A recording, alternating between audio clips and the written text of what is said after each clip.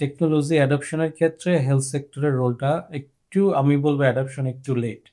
এর ক্ষেত্রে সেম, আমি বিভিন্ন জায়গায় দেখেছি, এবং শুধু সিনিয়ররা তো অবভিয়াসলি একটু তাদের অ্যাডপশন, তার চেঞ্জ অ্যাডপশনে তাদের প্রবলেম থাকে। ইভেন নিউ জেনারেশন যে অন্য সেক্টরে, যেমন ধরেন ইঞ্জিনিয়ারিং সেক্টরে একটা নতুন ছেলে যেভাবে এআই অ্যাডপ্ট করতেছে, মেডিকেল সেক্টরে এআই অ্যাডপ্ট করার সেই মেন্টালিটিটাও এখনো আসলে হয়নি।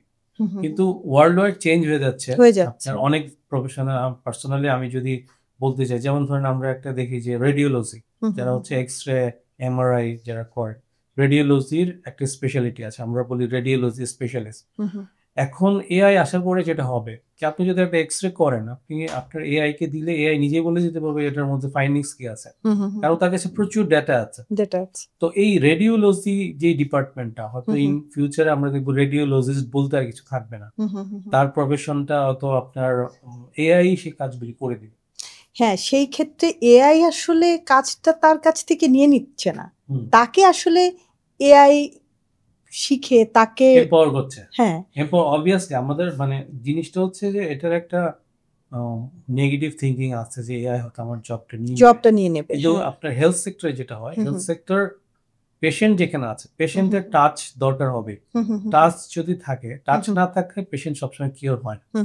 যেখানে টাচের ব্যাপার আছে সেখানে আপনার এআই পুরোপুরি রিপ্লেস করতে পারবে না, কিন্তু এআই হচ্ছে কি, এআই আপনাকে সাপোর্ট দিবে। যেমন আমি বলি, আমাদের এইখানে যেমন ধরেন একটা একদম অজপাড়া আগে এমবিবিএস পাস করা ডক্টর, সে প্রায়ই দেখবেন যে একটু সামান্য কিছু হলেই সে ঢাকায় রেফার করে দেয় পেশেন্টকে। পেশেন্ট ঢাকায় আসতে আসতে হয়তো সবসময় দরকারও নেই, কিন্তু তার কাছে সে ফ্যাসিলিটি গুলি নাই। এসব জায়গায় কিন্তু এআই খুব রোল প্লে করতে, ইম্পর্টেন্ট রোল প্লে করতে পারে। এবং এমবিবিএস ডক্টর, সিম্পল এমবিবিএস যেটা আমরা বলি, এমবিবিএস ডক্টরকে হিউজ এম্পাওয়ার করতে পারে।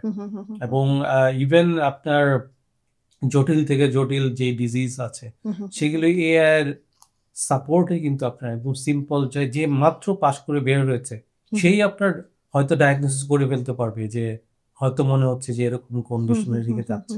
তো এআই আপনার হেলথ সেক্টরে হিউজলি আপনার সাপোর্ট দিতে পারে। আমাদের মতো কান্ট্রির জন্য তো খুব ভালোভাবে সেটা সাপোর্ট দিতে পারে।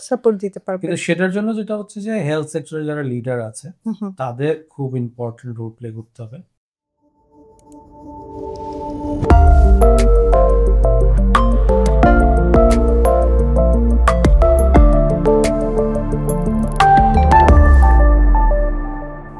Be a lifelong learner.